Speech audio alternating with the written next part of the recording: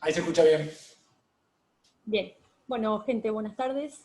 La verdad que es una alegría para nosotros estar acá, que este grupo Sumando Eco nos haya llamado. Por suerte somos cada vez más los locos que estamos en este tipo de temas. Cuando empezamos a trabajar en el programa Pro Huerta por el año 94 éramos poquitos y por suerte cada vez se suman más y felices nosotros de poder contribuir a vivir mejor entre todos.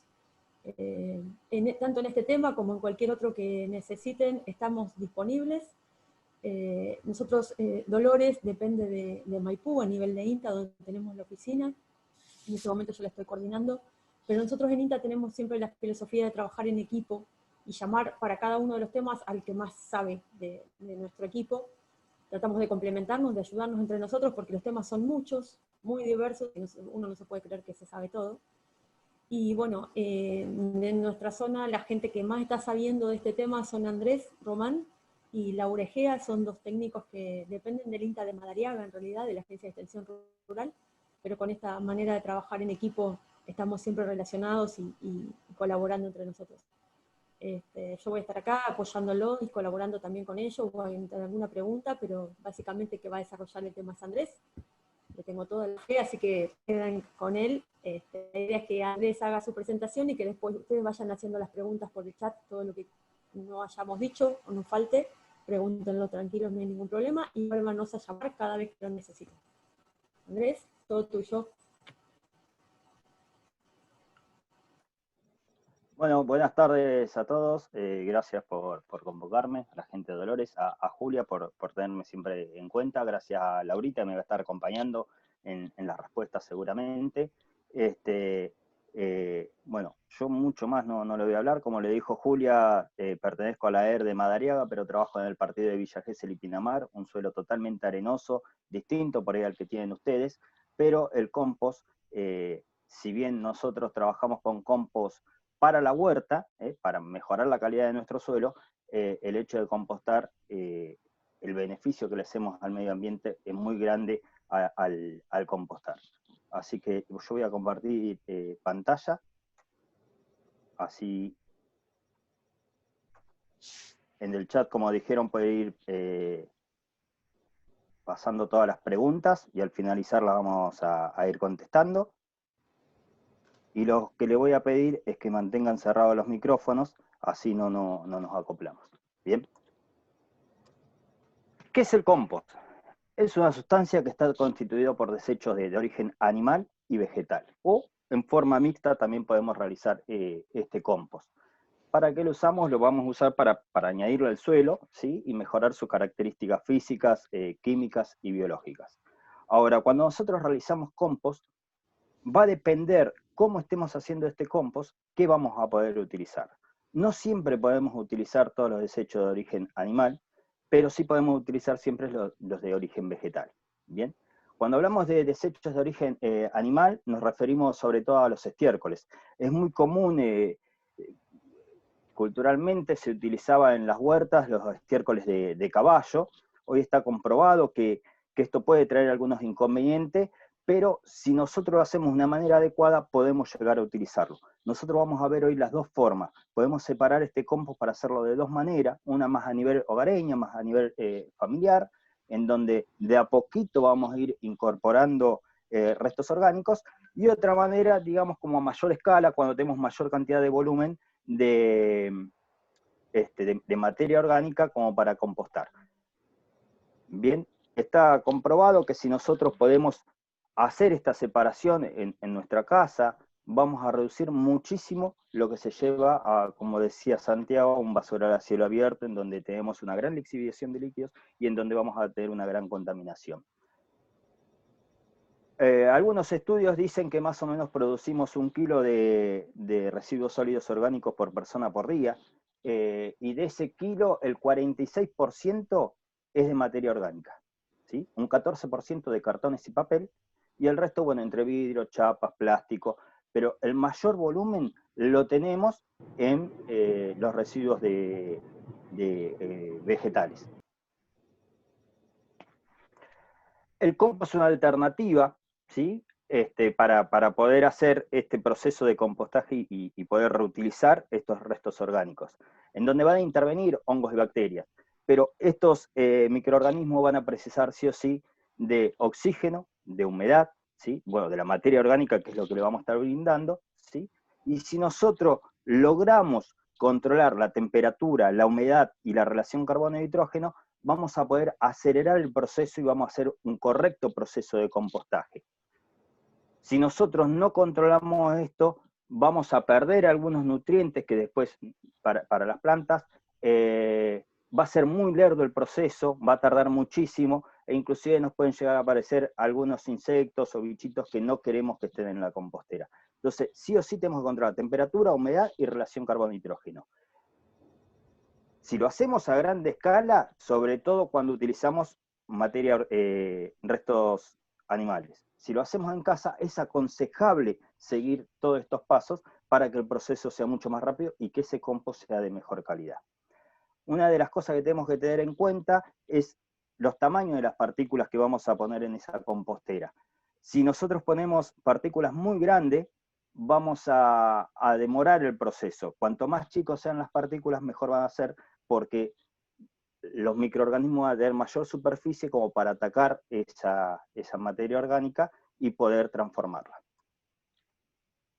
Lo que buscamos cuando incorporamos compost al suelo, que es una enmienda orgánica, no es un fertilizante, es una enmienda orgánica, es estimular la diversidad y actividad de microorganismos dentro del suelo.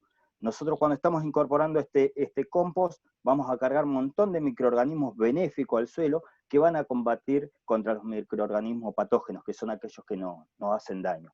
Vamos a mejorar esa estructura del suelo. Yo les dije, estoy acá en Villa Gesell, en Pinamar, Laura está en el Partido de la Costa, tenemos un suelo totalmente arenoso, en donde las partículas de arena son muy grandes y los espacios que quedan entre partícula y partícula también. Lo que hace que el agua percole fácilmente. Lo que vamos a lograr con el compost es que rodee esas partículas de arena y las vaya pegando unas con otras, y que nos queden una gran cantidad de microsporos en donde va a quedar retenida la humedad y va a quedar disponible para las plantas, y en donde el agua se va a poder mover por capilaridad. Esto va a hacer que el suelo quede totalmente suelto y que el crecimiento de las raíces sea mucho mejor también. Ahora, si tenemos un suelo más arcilloso, también es conveniente agregarle compost, ¿sí? Para darle soltura a este suelo, porque la arcilla es mucho más chiquita, entonces nos va a impedir la filtración de agua, y el compost lo que le va a dar es soltura para que las raíces se desarrollen, pero también para que el agua pueda drenar fácilmente. Bueno, esto es lo que le decía de los patógenos, contiene muchos nutrientes del compost, los contiene, pero no van a estar disponibles inmediatamente para las plantas, ¿sí? Nosotros vamos a tener nitrógeno, fósforo, potasio, todo en el compost, pero el proceso en el suelo va a seguir, ¿sí? Un tiempito más, que los microorganismos van a seguir trabajando y después recién van a estar disponibles para que las plantas los puedan absorber. Es como que están pegados entre sí y no están dispuestos del todo para las plantas. Pero nosotros lo que buscamos con el compost en el suelo para una huerta es mejorar sus características para que la planta pueda desarrollarse. Y a la vez, si nosotros estamos sembrando todas las temporadas en esa huerta, vamos a estar sacando nutrientes. De alguna manera se lo vamos a tener que reponer, ¿sí? Dijimos que lo podemos hacer de dos maneras. Una la vamos a llamar a gran escala, o mejor dicho, con temperatura, ¿sí? La otra va a ser a nivel familiar, sin temperatura. Arranquemos con temperatura, pero después eso lo podemos trasladar fácilmente a lo que es a nivel familiar. La llamo a gran escala porque nosotros, para poder levantar temperatura, precisamos juntar en menos de una semana 1,50 metro de materia orgánica. O sea, si nosotros tenemos una buena cantidad de materia orgánica, vamos a poder hacer esto con temperatura. 1,50 metros de altura en menos de una semana. ¿Por qué lo preciso hacer en menos de una semana? Porque si yo demoro más en hacerlo, voy a empezar a perder mucha cantidad de nitrógeno, lo que va a hacer que se retrase el proceso de compostaje y no voy a lograr levantar la temperatura deseada. Estos son pilas a grandes escalas, como se hacen, más o menos 1,20 metros, 1,50 metros, se va a reducir cuando terminemos de hacer todo este compostaje a una tercera parte. Y cuando nosotros armamos la pila, lo primero que vamos a observar en esta pila es que va a empezar a variar la temperatura. Inicialmente, entre los primeros 10 días, la temperatura va a empezar a elevarse, va a llegar a los 45 grados. Esto nos va a indicar que empezó el proceso de compostaje. Es una fase mesófila donde van a trabajar hongos y bacterias, pero a esa temperatura. Una vez que supera los 45 grados y puede llegar hasta los 75 o más, pero lo aconsejable es que no pase los 75, esto va a durar unos 20 días aproximadamente con esta temperatura, es la etapa termófila, y es ahí a donde nosotros vamos a matar todo tipo de patógenos. Entonces, por eso digo que hay dos formas de hacerlo. Cuando nosotros lo podemos hacer juntando el 1,20 m, podemos utilizar estiércoles de animales, ¿sí? Y todos los restos vegetales. Si son desechos de cocina, preferiblemente crudos. O sea, restos de verdura, pero crudas, ¿sí? O sea, la papa del puchero de anoche no la ponemos en la compostera, se la damos a la gallina si queremos. Y podemos utilizar estiércoles, ¿sí? Pero yo tengo que lograr para utilizar estiércoles que llegue a los 75 grados de temperatura. A partir de los 20 días, que ya vamos a estar al mes, digamos que iniciamos la compostera, la temperatura va a empezar a descender nuevamente, que puede tardar un mes más en descender, hasta llegar nuevamente a la temperatura ambiente, 25 grados, temperatura ambiente más o menos, y ahí empezamos con el periodo de madurez ya del compost. Nosotros, si controlamos temperatura, humedad, relación carbono-nitrógeno, pH y aireación, vamos a lograr un compost en 2 meses, a lo sumo 3 meses, ¿sí? A nivel familiar, lo que nos pasa, como nosotros no llegamos al 1,20 m de altura, no levantamos temperatura, por eso no aconsejamos utilizar estiércol, y vamos a tardar 4, 5, 6 meses, va a depender de la cantidad de materia orgánica que le esté colocando. Esta es una tablita como se eleva la temperatura, ¿sí? La primera etapa dijimos entre 5 y 10 días, la segunda etapa unos 20 días más, y la última etapa un mes aproximadamente. En 2 meses estaríamos entonces ya en la madurez de este compost. Esa temperatura que yo le digo de 75 grados, se va a dar bien en el centro de la pila. Por eso preciso 1,20 m. Si yo no tengo esta altura, esto no lo voy a lograr. ¿Bien?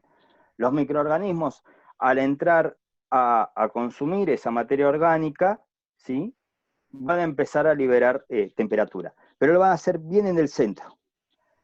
Cuando nos vamos corriendo del centro, la temperatura ya va a empezar a bajar a 45, 50 grados, y bien en la parte de afuera de esa pila, la temperatura va a estar más ambiente y también va a estar más seca, ¿sí?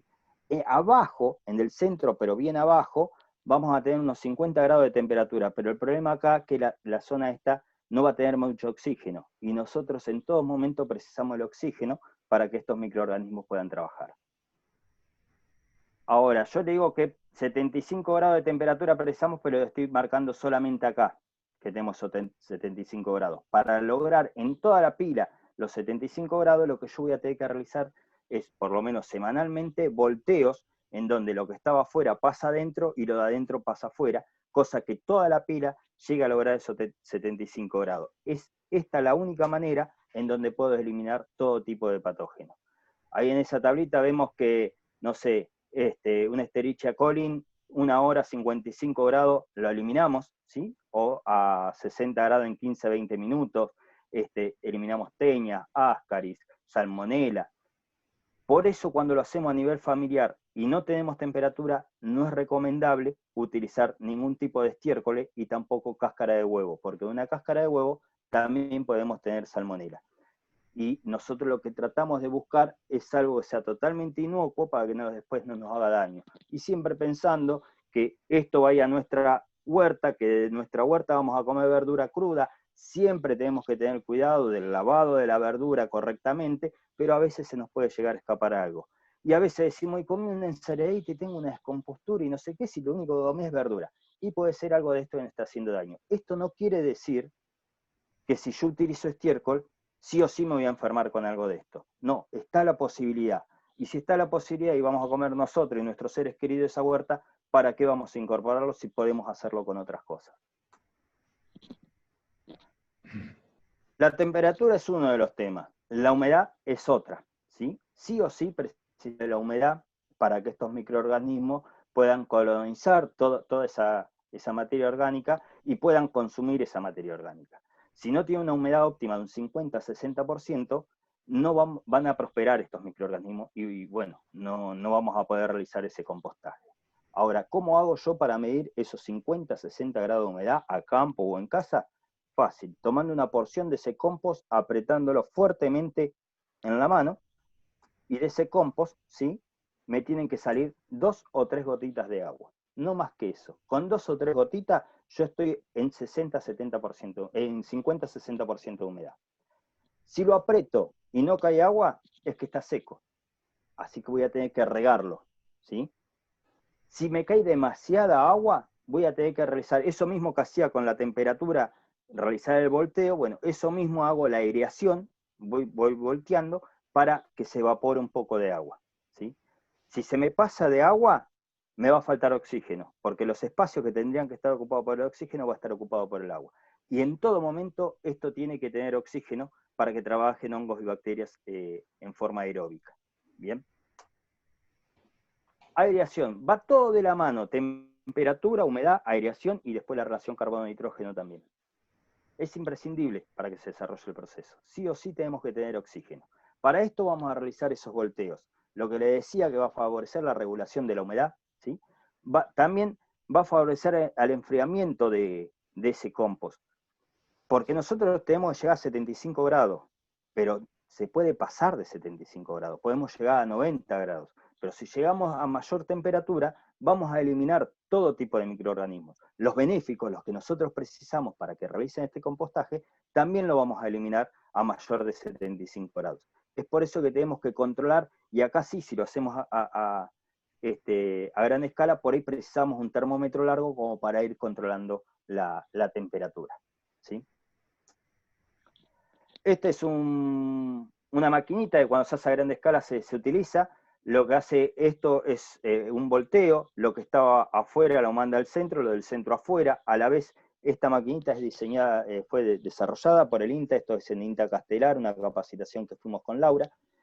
En la parte de arriba tiene un tanque que a la vez, si es necesario, la pila esa la va regando, si es que le falta humedad, ¿sí? Pero no se debe pasar de humedad, como dijimos.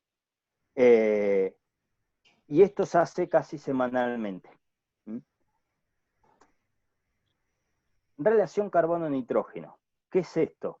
Por ahí esto es lo que más miedo da de cómo saber, pero no es tan difícil. La relación carbono-nitrógeno es la cantidad de carbono y nitrógeno que tiene. El carbono lo utilizan los microorganismos como componente celular para generar energía, que es lo que va a ayudar a que esto levante temperatura, ¿sí? Y el nitrógeno es para la síntesis proteica. Los microorganismos que nosotros precisamos trabajan con una relación carbono-nitrógeno de 30-40 partes de carbono por una parte de nitrógeno. Entonces, en esa materia orgánica que nosotros vamos a incorporar, tenemos que tratar de buscar, de tener esa relación de 30-40-1 carbono-nitrógeno para que el proceso sea rápido, acompañado de la temperatura, de la humedad y de la aireación. En Internet podemos encontrar muchísimas tablas de que nos dicen de cómo es la relación carbono-nitrógeno. Puse esta, siempre la dejo porque en esta lo primero que dice es aserrín de pino. Y ahí vemos que dice 600:1 de carbono-nitrógeno. Estamos muy lejos de lo que nosotros precisamos en la relación carbono-nitrógeno. Nosotros acá en la costa tenemos mucho pino y mucha pinocha. Una pinocha tiene aproximadamente 1000:1 de carbono-nitrógeno. Es casi imposible bajarlo a... No es imposible, pero nos va a costar muchísimo conseguir tanta cantidad de nitrógeno para bajarlo a 30-40:1. Pero hay otros materiales que tienen mucho nitrógeno y que podemos ir buscando. Esto de la pila va a estar dado según a los desechos que nosotros tengamos en la zona, como para poder hacer una buena pila. Acá tenemos otro, ¿sí? Purín de cerdo 13:1, abono verde 10-15:1, estiércol de gallina 12:1, el de caballo creo que está en 18:1, ¿sí? Aserrín de madera blanda 160:1, aserrín descompuesto. Cuando nosotros lo vamos dejando que avance solo el proceso de compostaje, vemos cómo se va elevando la cantidad de carbono carbono, disminuyendo la de nitrógeno. Cuanto más verde esté lo que estemos utilizando, mayor cantidad de nitrógeno vamos a tener. O sea, lo que normalmente se dice es que todo lo verde tiene mucho nitrógeno, todo lo marrón tiene mucho carbono. Si no encontramos esta tablita, con poner más o menos una parte y una parte, estaríamos equilibrando esa relación carbono-nitrógeno. Por eso el corte de pasto fresco del parque de casa tiene un 12:1, ahí tenemos una buena cantidad de nitrógeno, ¿sí? Los desechos de cocina están en 25:1, con que le agreguemos un poco de hoja seca de algún resto de poda o del otoño cuando pierden hoja los árboles, estaríamos en una buena relación carbono-nitrógeno. 18:1 el estiércol de caballo, la cama de pollo entre 11 y 12:1, estiércol vacuno 32:1, paja de avena 48:1 y paja de trigo 128:1. ¿Ves que cuando más marrón es, mayor cantidad de nitrógeno, de carbono tenemos? Pero ¿cómo llego yo para hacer esto de 30 a 40:1? Voy a tomar partes, pongámosle carretillas, ¿sí? Entonces, si lo vamos a hacer con temperatura en donde podemos utilizar estiércoles, vamos a tomar una carretillada de madera blanda, de acerrín, ¿sí? Que tenemos 160:1 de carbono y nitrógeno. Resto de cocina 25:1, estiércol de caballo 18:1, estiércol de pollo 11:1, y si nosotros sumamos todos los carbonos y todos los nitrógenos de esto, nos va a dar 214:4. Si hacemos la división, ¿sí? Nos va a dar 53:1 de carbono y nitrógeno. Estamos lejos de ese 30-40-1. Entonces vamos a tomar esas carretillas. Una carretilla, una parte de acerrín de madera, una parte de resto de cocina, 2 carretilladas de estiércol de caballo, y 3 de la cama de pollo, pues justo teníamos una ponedora, le vamos a cambiar la cama de pollo, entonces ahí tenemos 3 carretilladas de cama de pollo. Esto nos va a dar 554:7 de carbono y nitrógeno. Si hacemos la división, nos da 36,28:1 de carbono y nitrógeno. Con esto, con las partes, con lo que tenemos que ir jugando para saber cuánto tenemos que poner de cada residuo orgánico para llegar a ese rango de 30-40:1. Si lo hacemos en casa, también podemos controlar esa relación carbono y nitrógeno. Vamos a usar desecho de cocina, pasto fresco, acerrín de madera. Vamos a poner 2 partes de cocina, 50:2 tendríamos ahí, 4 partes de pasto fresco, teníamos un parque grandecito, ¿sí? 48:4, y una parte de acerrín de madera. Cuando hacemos la suma de todo esto nos da 258:7, y cuando lo dividimos, 36,85:1 de carbono y nitrógeno. Tanto con una pila grande como cuando lo hacemos en casa, podemos controlar la relación carbono-nitrógeno, podemos controlar humedad, tenemos que controlar humedad y aireación. En lo que hacemos a casa, por ahí, no vamos a poder controlar la temperatura porque nosotros diariamente vamos a estar incorporando restos orgánicos. Entonces no lo vamos a tener en menos de una semana. Vamos a tener todas las fases mezcladas en esa compostera.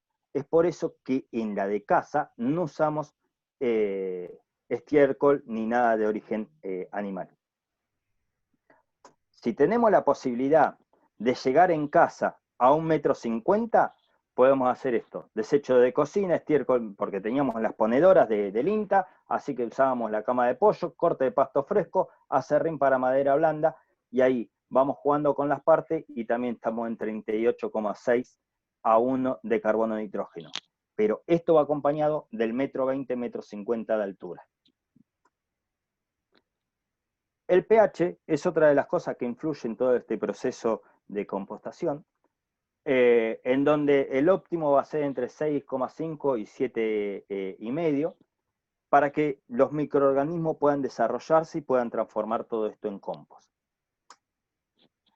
Si, no sé, en el caso de la pinocha, por ejemplo, dicen que es muy ácida. Sí, cuando nosotros compostamos, en el proceso de compostación va a ser un poco más ácido, pero después va a tender a bajar, y cuando está maduro el compost, el pH va a ser neutro, ¿sí?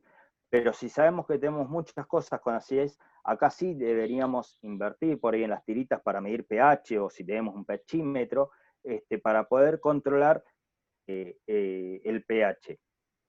Pero el valor óptimo está entre 6,5 y 7,5 para que se puedan desarrollar los microorganismos. La curvita de abajo es la del pH, ahí ven la de la temperatura. Cuando aumenta la temperatura también aumenta, pero al llegar al estado de madurez también baja el pH. Si nosotros logramos controlar temperatura, humedad, oxígeno, el pH lo vamos a poder ir regulando. Como para repasar.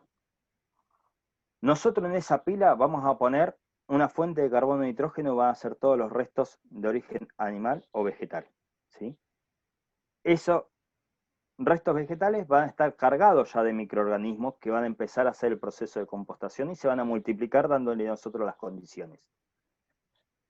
Ya los restos tienen agua, pero si es necesario nosotros vamos a tener que regar para que eso tenga ese 50-60% de humedad.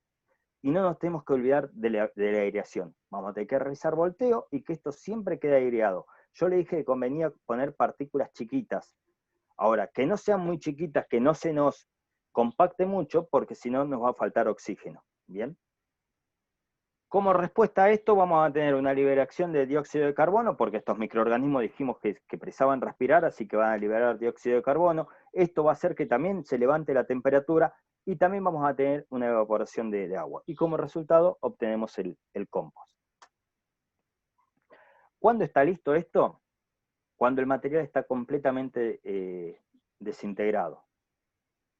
Va a tener un color a tierra, negra, va a ser esponjoso, de buen olor, ¿sí? Y no va a haber emanación de gases. ¿Vieron en la foto de que pasaba la maquinita cómo se veía que salía como un vapor? Bueno, eso es por temperatura y la emanación de estos gases. Lo podemos clasificar a este compost para saber si está bien hecho, por olor, ¿sí? Cuando tiene un olor similar al suelo, que casi no se percibe mucho olor, ese es un buen compost, ¿sí?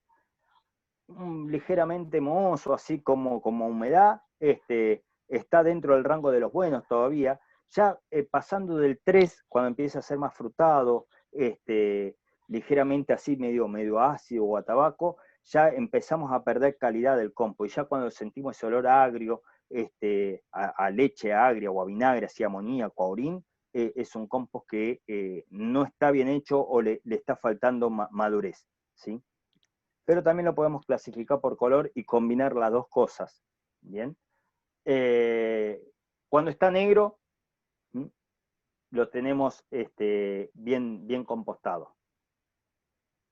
Cuando empieza a ser ya un color más grisáceo, amarronado, es como que no está del todo maduro, y cuando ya es medio blanco, es como que ahí estamos perdiendo mucho. Podemos llegar a mejorar alguna calidad del suelo en cuanto a lo físico, pero en el resto de las cosas no nos va a ser muy favorable.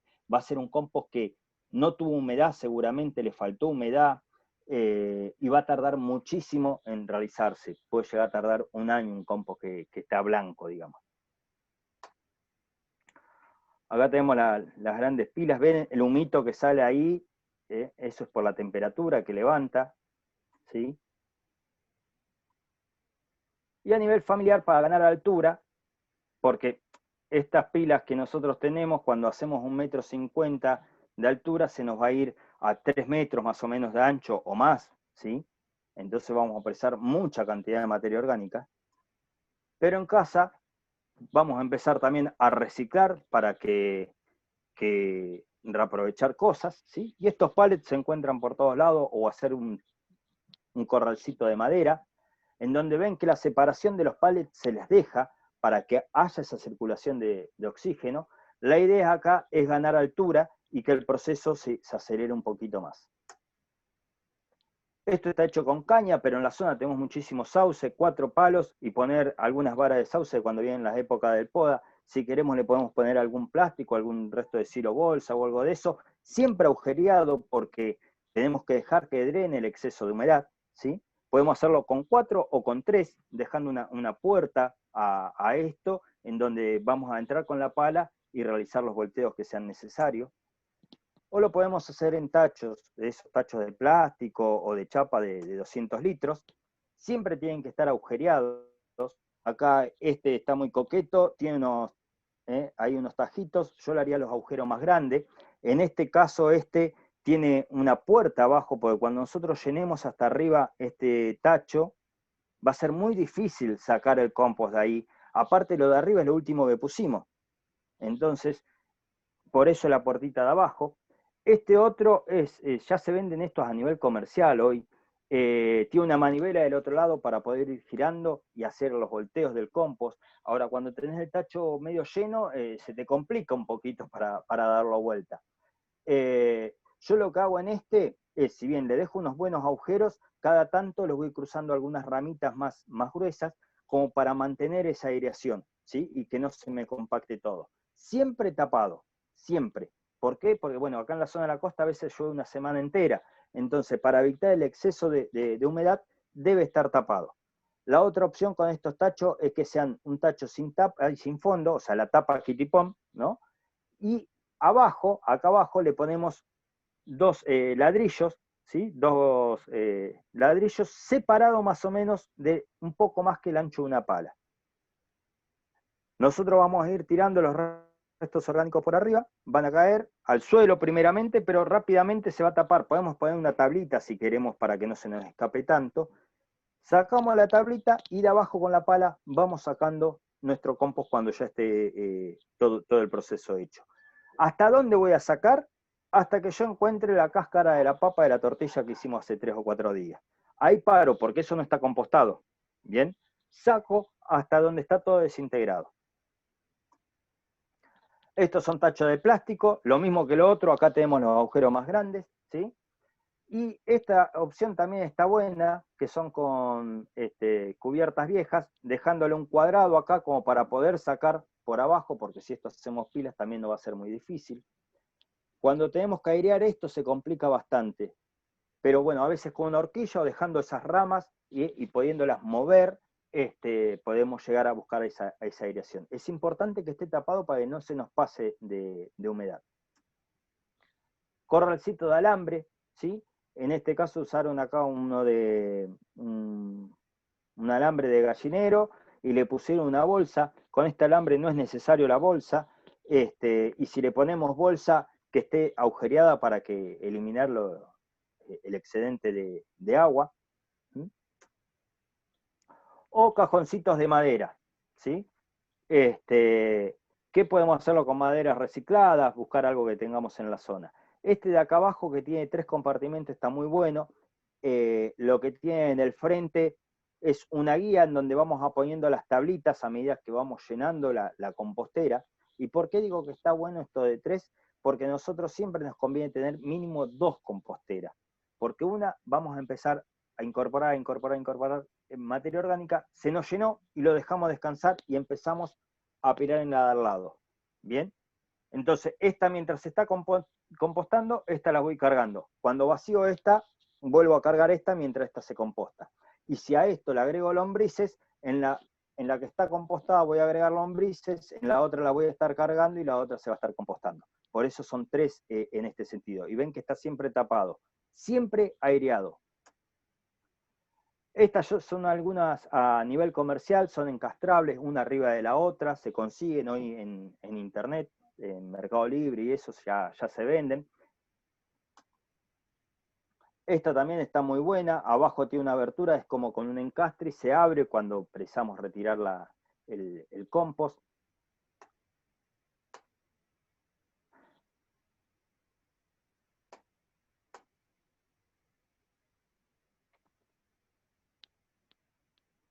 Bueno, y hasta ahí llegamos. Seguramente van a quedar algunas preguntas, algunas dudas, pero no tengo problemas en contestar todo lo que precisen. Bueno, bárbaro. Muchas gracias, Andrés. No sé si fui muy rápido, si fui claro. No, súper bien, súper bien. Un agregado cortito. Cuando él habla así porque además están entre la arena y ellos no tienen problemas por ahí con escurrimiento de agua, pero a nosotros sí nos va a pasar.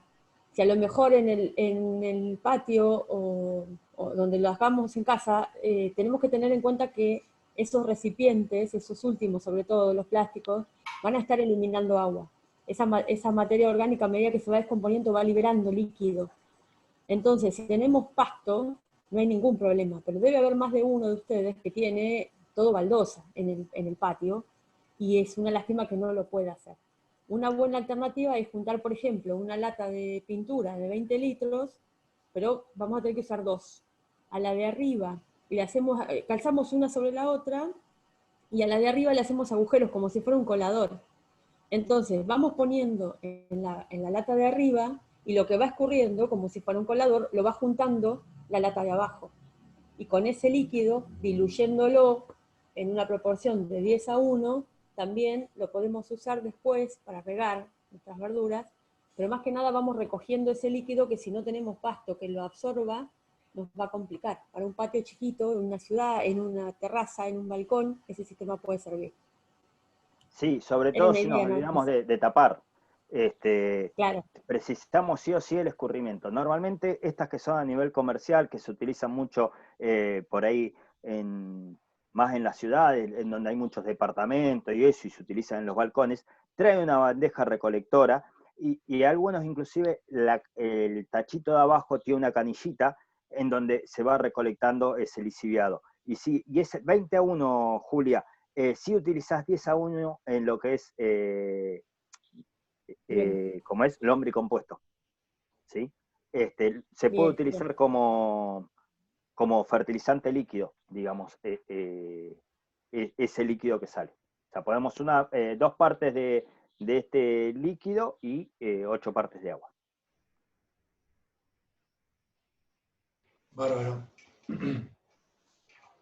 Bueno, una pregunta típica que han hecho y que lo vemos muy frecuente también en la cuenta, sobre el tema de los cítricos y con relación al pH que hay. Se habla mucho de que ojo con los limones, sobre todo en la época de Dolores, que hay mucho limón, mucha mandarina, mucha naranja, que eso puede dañar el tema del pH. ¿Qué es lo que sucede principalmente? Puedes utilizar perfectamente los restos de cítricos, puedes utilizar, porque la otra pregunta siempre es con la cáscara de cebolla o la de ajo. En el caso de la cebolla y el ajo, lo que va a tardar es muchísimo en compostarse, porque tiene mucho carbono y poco nitrógeno, ¿sí? Es totalmente fibroso. Y en el caso de los cítricos, mientras vos no tengas, no sé, una juguera acá en la costa, que lo único que sacás restos de naranjas, no vas a tener problemas, vas a poder llegar a ese equilibrio del pH. Siempre va a tender a levantar un poquito el pH, pero después cuando se termine de compostar va a estar en neutro. Va a depender de la cantidad que le pongas. O sea, vos no vas a utilizar cáscara de naranja sola, ¿sí? Va a ir mezclado con un montón de otras cosas, y eso va a hacer que se equilibre. ¿En cuántas naranjas o cuántos limones por día podés llegar a incorporar a la compostera? No va a ser tanta cantidad. Y otra Y lo cosa, otro cuando es... vemos los cursos de... Dale. No, lo otro es que por ahí me olvidé, es la humedad. Con la humedad tenemos que tener mucho cuidado porque, o sea, si nosotros hacemos bien esto, no nos va a traer ningún bichito raro, digamos. Bien, si lo hacemos en casa, obvio que nada de carne, de grasas, de hueso, nada de eso para que no atraigan ningún bichito. Y controlar muy bien la humedad, porque si nos pasamos de humedad, lo que nos va a traer es mucha mosca y van a aparecer unos gusanos grandotes, ¿sí? Y eso es por la mosca. Entonces vamos a tener que hacer volteos rápidos para evitar ese exceso de humedad. Pero si nos falta humedad, ¿sí? Si se nos seca, lo que nos va a aparecer posiblemente son hormigas coloradas. ¿Y por qué me acordé de esto? Porque muchas veces decimos que no ponemos a la compostera cáscara de naranja porque aparecen las hormigas negras. Y no, las hormigas negras son cortadoras, ¿sí? Difícilmente vaya a la compostera, salvo que esa compostera no tenga humedad, y ahí sí se va a instalar la hormiguita colorada. Pero la hormiguita colorada en la huerta no nos hace daño. Bárbaro. Otra pregunta era en el caso de que tengamos lombrices. Y bueno, queremos aclarar también que hay una segunda charla que Andrés tenía preparada, que es la parte de lombricompostera, ¿no? Y toda la parte de lombricultura, que vamos a seguramente invitarlos pronto a una segunda parte con ese sector para que no sea tanta información junta.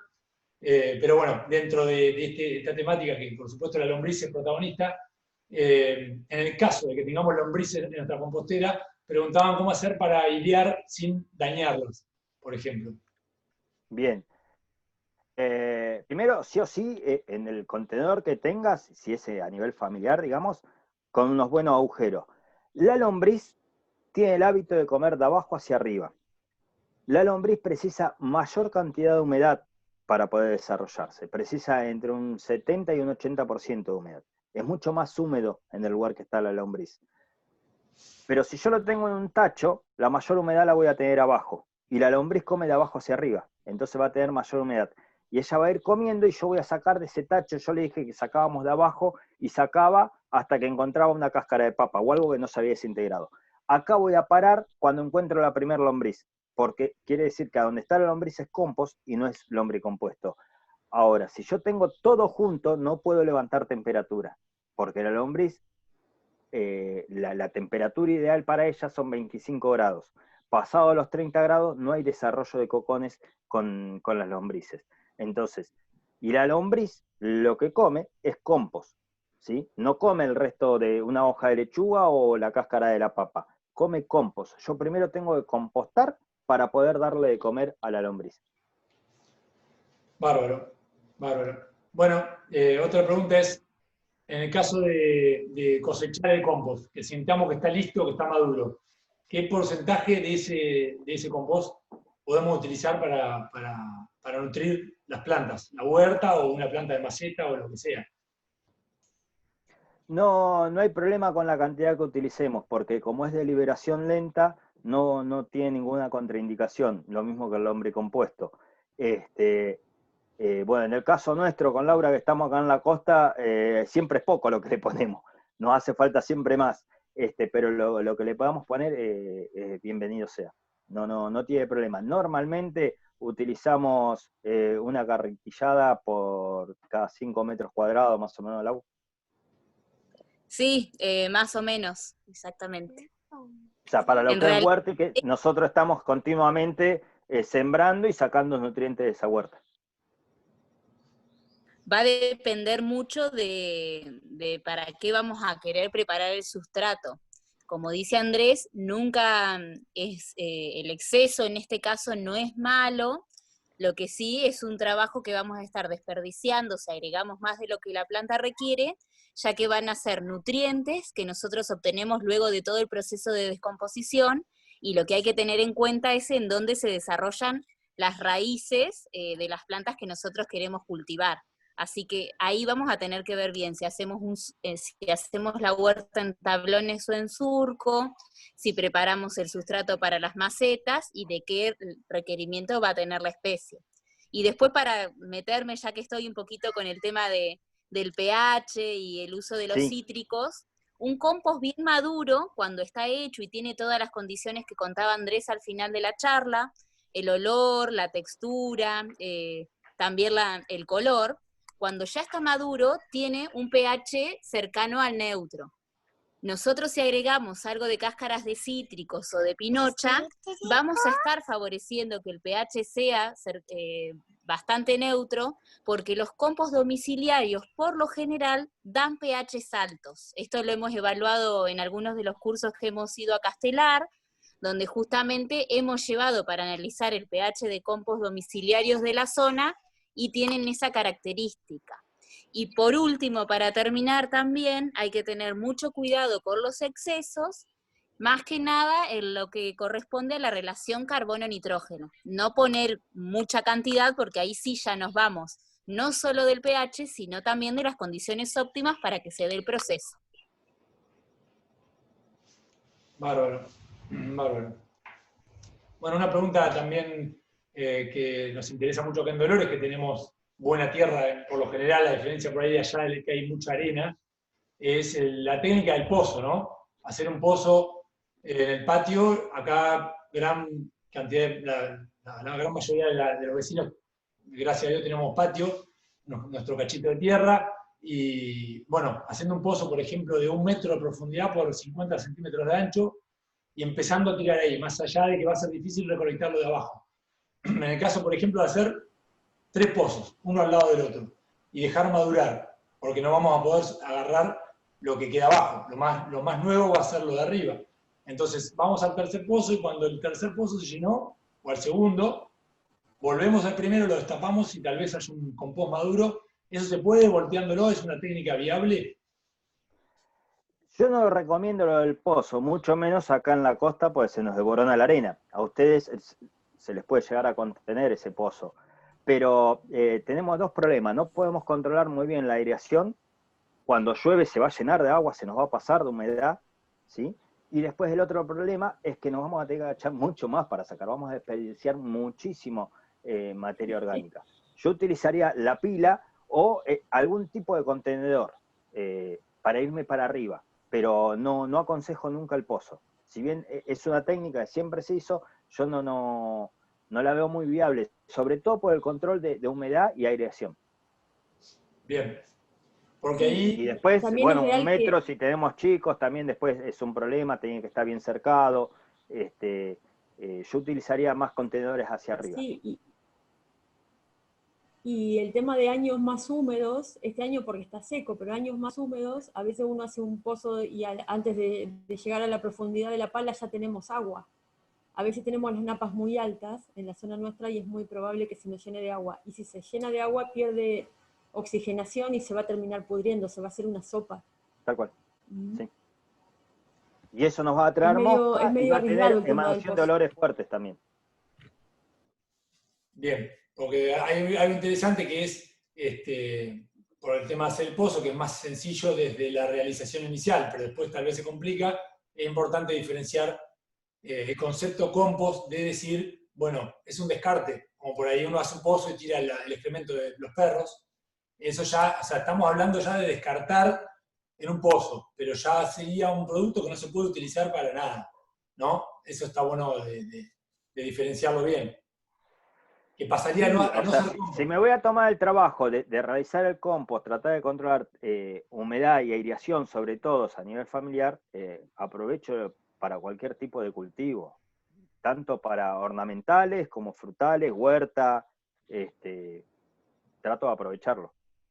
Sí, yo lo que me refería es si uno hace el pozo y el pozo se nos pudre y se nos humedece, en ese caso ya es importante diferenciar a que eso ya no es compost, ¿no?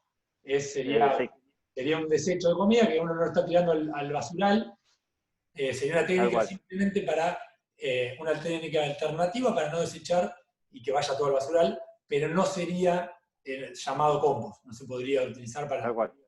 eso es lo importante de diferenciar también. Sí, o va a ser por lo menos de menor calidad. Bien.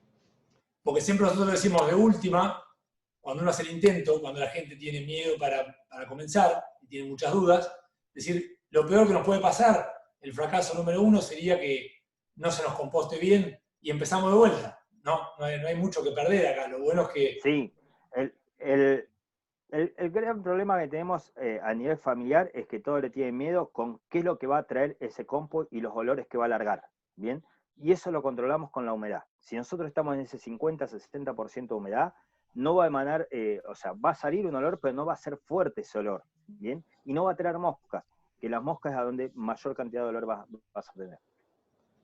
Lo que tenemos que controlar bien ahí es la humedad, y si controlamos la humedad, medianamente tenemos que controlar la aireación. Ese es un miedo muy frecuente, el tema de los insectos y los olores, ¿no? O las ratas, sí, por así decirlo.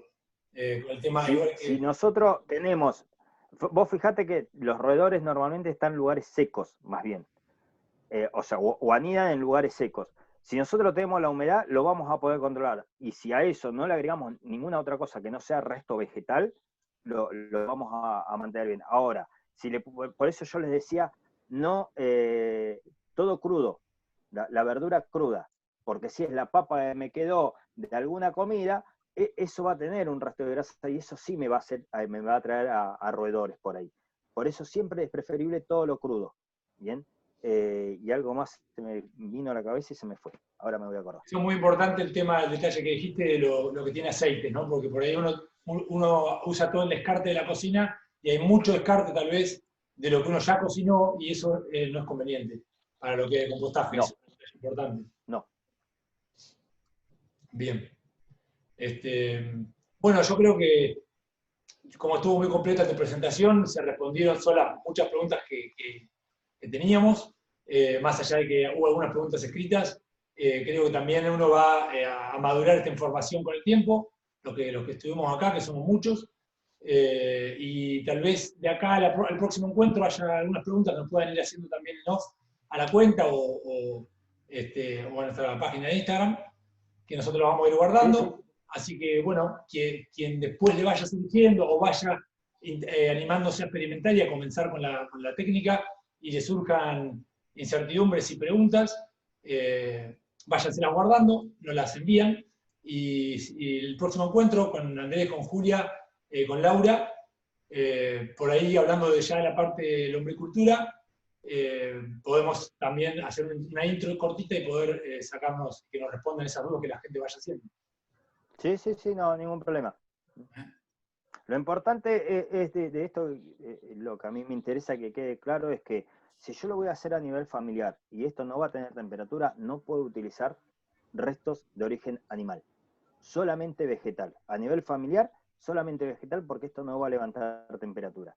Si utilizo animal, tengo que levantar temperatura para poder eliminar patógenos. Y eso logro controlando temperatura, humedad, aireación y la relación carbono-nitrógeno. Buenísimo, Andrés. La verdad que nos interesa, que vemos que hay muchas personas que son como, nosotros le decimos agentes ambientales en su barrio, en las escuelas, los docentes, empezaron a hacer esta práctica con sus fallas y con sus defectos, pero la gran mayoría de las personas que se animan enseguida encuentran las virtudes de la técnica y contagian la energía de hacerlo. Contagian al vecino, o los chicos contagian a los padres o viceversa. Vimos esa energía, está en el ambiente, está en la ciudad, nos vino bárbaro que nos aclararon un montón de dudas desde lo técnico, y nos parece que esto lo único que va a hacer es que sigamos fomentando la técnica. Así que bueno, es nuestra idea, que se anime cada vez más a realizarlo los vecinos, y por qué no soñar con que el día de mañana a nivel municipal se pueda hacer un compostaje agropecuario, como mostraste vos al principio. Acá tenemos mucho ganado, muchos lugares con equinos, ¿no? Gallineros, de todo tipo de esos compuestos también orgánicos animales que vos mencionaste al principio. Así que bueno, ¿quién te dice que si nos vamos sumando cada vez más, el día de mañana se puede hacer hasta algo más grande, incluso con alguna especie de compostera urbana que también nos gustaría el día de mañana diseñar? No estaría mal. Hoy las plantas de reciclado de los residuos sólidos urbanos se dedican no a la parte de materia orgánica, sino a lo que es plástico, cartón, vidrio, chapas o de electrónicas, y esta parte es como la que sigue yendo al basural a cielo abierto, y dijimos al principio que el 46% de lo que nosotros sacamos en la bolsita para desarrollar el recolector es justamente materia orgánica que la podemos estar recuperando y reutilizando nosotros en nuestra huerta o en nuestras plantas. Nosotros estamos haciendo una campaña también de difusión por el tema de poder separar y comenzar a separar. La municipalidad está empezando a hacer un buen trabajo al respecto, se abrió la planta y se están empezando a recolectar diferenciadamente los residuos. Y siempre el ciudadano depende del municipio y de una gran planta y mucha logística para la parte de los reciclables, pero sabíamos que el compostaje es algo que lo podemos empezar a hacer ya, hoy, sin una dependencia. Sí, y nosotros en casa, tal cual. Sí. Grandes cantidades de recursos de parte del Estado y los municipios que tienen que hacer esfuerzos grandes. Entonces, por eso creemos que en el combo, el compostaje, reduciendo el 30, 40, 50% de la bolsa que sacamos todos los días, le hacemos un beneficio al municipio y a la logística muy grande. Por eso lo vimos como un punto. Y al medio ambiente. Por supuesto que ese es nuestro lema número 1, que es el medio ambiente, los basurales, los lixiviados. Acá tenemos un gran basural cerca del canal, donde los lixiviados drenan también al canal y a las napas, que es lo que más nos interesa, ¿no? Pero bueno, como es un problema socioambiental, principalmente, es ambiental, pero también es social, y nos afecta a la salud, y nos afecta el agua, y es un tema de saber y tener conocimiento cada día más. Queremos que el compostaje, los residuos nos unen un poco en esta lucha de poder aprender día a día, y es contagioso y la gente lo tiene ganas de hacer. Así que les agradecemos enormemente la participación. Contamos con ustedes para la próxima charla del lombricompostaje, lombricultura. Los invitamos a todos a participar, ya les diremos cuando coordinemos con ellos la fecha. Y bueno, están invitados todos a seguir haciéndonos preguntas en este lapso de algunos días que vamos a estar, así en la próxima reunión podemos aclararlas. Un dato cortito, chiquitito. Nosotros hace un tiempo en Maipú sacamos la cuenta, la sacó una amiga, dejó de tomar mate y pesó la yerba que tenía ese mate. Y lo multiplicó, en Maipú somos 8.000, suponiendo que había 3.000 casas. Y pensando que se toma una vez al día mate por familia, que sabemos que es más, pero vamos a poner que es una vez un mate, por casa, por 3.000 casas, por los 365 días del año, y le dio que tiramos solo de yerba 65.000 kilos por año al basurero. Entonces, miren con qué pavada uno puede contribuir a achicar el basurero, a que el camión no pase tan seguido o tan de gusto. O si el municipio tiene recursos, que lo usen algo más útil que gastarlo en gasoil para que un camión acarree la basura que no fuimos capaces nosotros mismos de reducir. Entonces, en todo lo que uno pueda tomar esa conciencia ciudadana y tratar de colaborar, es beneficioso para todos, y no es tan difícil. Con todo lo que les acaba de explicar Andrés, hemos visto que es una cosa bastante sencilla de hacer. Así que bueno, ojalá todos lo empiecen a hacer, todos vean que es fácil, que no les pasa nada, y seamos cada vez más los que estamos en esto. Desde INTA agradecemos eternamente que nos hayan llamado y estamos a disposición para cada vez que nos necesiten. Tal cual, le agradezco a ustedes, Julia, por convocarme, y bueno, quedamos a disposición. Cualquier cosa se contactan con Julia y armamos la otra de lombriz, no hay problema. Bueno, mil gracias a todos los que estuvieron hoy, de parte de Sumando Eco. Gracias a Andrés, Julia, Laura. Nos vino bárbaro, la verdad que vemos que esto están haciendo y queremos reforzarlo, y sabemos que hay que seguirlo fomentando, así que es un bárbaro, un genial puntapié para comenzar. Así que bueno, nos estamos viendo, estamos en contacto todos, en la página pueden escribir lo que quieran, y nos vemos la próxima. ¿Les parece? Muchas gracias. Gracias. Chao, gracias. Adiós. Nos vemos.